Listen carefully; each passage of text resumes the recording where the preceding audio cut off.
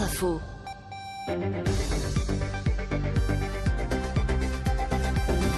Bonsoir Olivier Servat. Bonsoir à vous. Député La République En Marche de Guadeloupe en ce jour anniversaire des 170 ans de l'abolition de l'esclavage en France. Emmanuel Macron participait cet après-midi à une cérémonie de commémoration au Panthéon. Il a également annoncé la création d'une fondation pour la mémoire de l'esclavage et il a décidé de confier la présidence de cette fondation à l'ancien Premier ministre Jean-Marc Ayrault qui a bien voulu réagir au micro de France Info. On est là dans un moment d'histoire très important. Donc moi j'ai accepté cette mission de présider cette future fondation pour la mémoire des traites et de l'esclavage. J'ai une grande expérience comme ancien maire de Nantes. Pendant plus de 20 ans, nous avons travaillé sur cette histoire. Ceux qui pensaient que nous allions diviser, ceux qui pensaient qu'on allait parler de la repentance, en sont pour leurs frais parce que en réalité, en regardant le passé, en l'assumant, on est capable aussi de transcender et ce qui nous rend plus forts. C'est ce que d'ailleurs des grands poètes comme Édouard Glissant ou Aimé Césaire n'ont cessé de dire. N'oublions pas l'histoire, mais soyons plus forts encore, ne soyons pas esclaves de l'esclavage. Et pour moi, c'est le message essentiel, c'est la mission que j'ai acceptée, c'est à ça que je veux me consacrer. La réaction de Jean-Marc Ayrault au micro de France Info. Heureux, Olivier Servat, de la garantie de la création de cette fondation qui était déjà dans l'air ces dernières années. Oui, nous sommes contents. D'ailleurs, le président de la République a fait 3 annonces fortes et il a dit aujourd'hui c'est le nouveau monde, c'est le temps des actes concernant la mémoire de l'esclavage. Il a annoncé cette fondation qui sera d'ailleurs au musée de la Marine, un espace symbolique et il était important qu'il y soit. Car c'est là-bas que Victor Schœlcher avait prononcé notamment l'abolition de l'esclavage il y a 170 ans. Oui, et puis il a aussi annoncé le fait que le Mémorial Acte, c'est cet édifice qui avait été construit en Guadeloupe, soit transformé en musée. Pour l'aspect mémoriel, c'est important parce que ça veut dire que ce sera là, en Guadeloupe, que au niveau national partira le champ mémoriel au niveau musée. C'est très important. Et enfin, il a annoncé un mur des noms au jardin des Tuileries. C'est un projet qui tient beaucoup, je peux vous le dire, aux associations mémorielles ici en Île-de-France et elles sont extrêmement contentes. Est-ce que c'est un regret de ne pas voir cette fondation voir le jour dans les DOM, en Guadeloupe ou en Martinique par exemple ?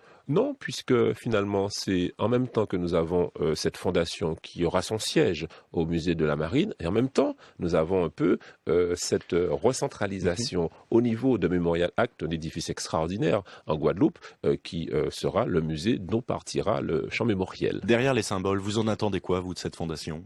Eh bien, nous attendons d'elle, comme disait Jean-Marc Ayrault, qu'effectivement, qu'on puisse faire la lumière sur le passé. Il y a des zones d'ombre. Colbert, qui était un extrêmement bon ministre d'État, a été aussi l'instigateur du Code noir. Donc il faut faire la lumière sur les zones de lumière et d'ombre de certains faits, certains personnages, et en même temps aller vers l'avenir. Comme le disait Glissant, il ne s'agit pas d'être esclave de l'esclavage. Comme le disait Aimé Césaire, le combat pour la liberté, l'égalité et la fraternité, c'est un combat qui doit être remis chaque jour au goût du jour. Et donc nous attendons que nous nous projetions vers l'avenir pour que nous puissions tous finalement dépasser ce champ et travailler ensemble. Césaire qui estimait aussi que le racisme d'aujourd'hui devait en partie au maintien de certaines représentations coloniales. Vous pensez que c'est encore le cas ?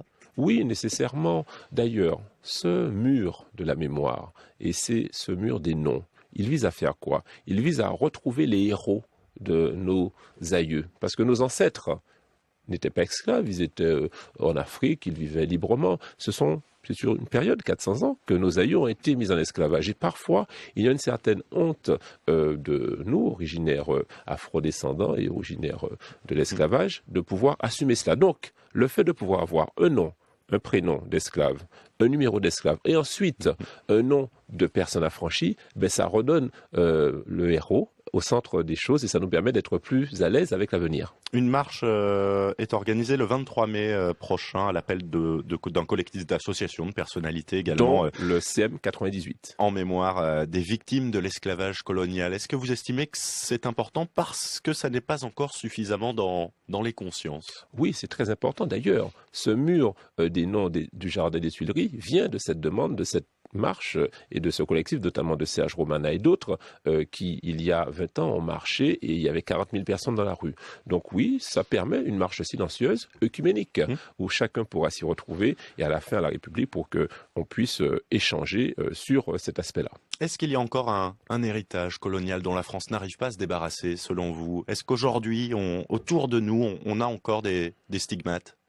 Oui, nécessairement, puisque lorsqu'on a été un empire colonial, il y a le post-colonialisme. Et donc, il y a forcément un chemin à parcourir ensemble. Je crois que le président Macron veut faire ce chemin-là avec nous. Nous en sommes très contents. Il y a eu la décolonisation en Afrique. Il y a une question sur des peuples à décoloniser, notamment en Nouvelle-Calédonie. Le 4 novembre, il y a une vraie question qui se pose. Dans les autres départements et territoires ultramarins aussi, nécessairement, c'est un chemin peut-être plus long, plus lent, mais que nous poursuivrons ensemble pour l'œuvre humaine, que l'œuvre humaine s'aboutisse. Alors, il y a les questions de mémoire et puis des questions très actuelles, celle de la violence, celle du trafic de drogue également. France Info a révélé ce soir que près d'1 tonne de cocaïne et de cannabis avait été saisie en un mois seulement dans les Antilles françaises. Aujourd'hui, les Antilles sont une plaque tournante, clairement, du trafic de drogue international. Qu'est-ce que le pouvoir français, qu'est-ce que le député que vous êtes peut faire contre ça? Alors, effectivement, il faut pouvoir un peu renforcer les contrôles. Je peux vous dire que les douaniers font un travail extraordinaire. Et s'il y a de plus en plus d'éléments stupéfiants qui sont saisis, ça veut dire qu'ils font un travail important et que la coordination des différents services au niveau international, en partant en général d'Amérique du Sud, en passant par les Caraïbes, souvent par des voiliers, c'est très peu contrôlé, là j'ai entendu par le Havre, mais parfois ça passe beaucoup par des voiliers qui sont très peu contrôlés dans les ports. Eh bien, il faut simplement renforcer les moyens aux frontières et la coordination internationale. Donc nous, notre rôle, ce sera pourquoi pas, il y a un projet de loi sur l'immigration notamment qui est passé pour pouvoir renforcer ces contrôles en coordination internationale. Avec par exemple plus de contrôles maritimes autour des îles de Guadeloupe, de Martinique? Oui, bien sûr, on ne pourra jamais contrôler toutes les côtes, mais il faut aller à la base. Le renseignement et la coordination internationale permettent d'intercepter en fait les gros volumes. C'est ça qu'il faut faire. Olivier Servat, député de La République En Marche de Guadeloupe, invité politique du 17-20 de France Info. Merci à vous. France Info.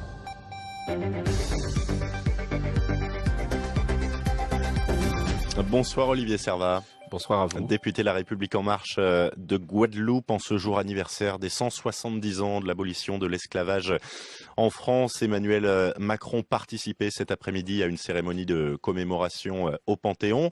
Il a également annoncé la création d'une fondation pour la mémoire de l'esclavage et il a décidé de confier la présidence de cette fondation à l'ancien Premier ministre Jean-Marc Ayrault qui a bien voulu réagir au micro de France Info. On est là dans un moment d'histoire très important. Donc moi j'ai accepté cette mission de présider cette future fondation pour la mémoire des traites et de l'esclavage. J'ai une grande expérience comme ancien maire de Nantes. Pendant plus de 20 ans, nous avons travaillé sur cette histoire. Ceux qui pensaient que nous allions diviser, ceux qui pensaient qu'on allait parler de la repentance, en sont pour leurs frais parce que en réalité, en regardant le passé, en l'assumant, on est capable aussi de le transcender et ce qui nous rend plus forts. C'est ce que d'ailleurs des grands poètes comme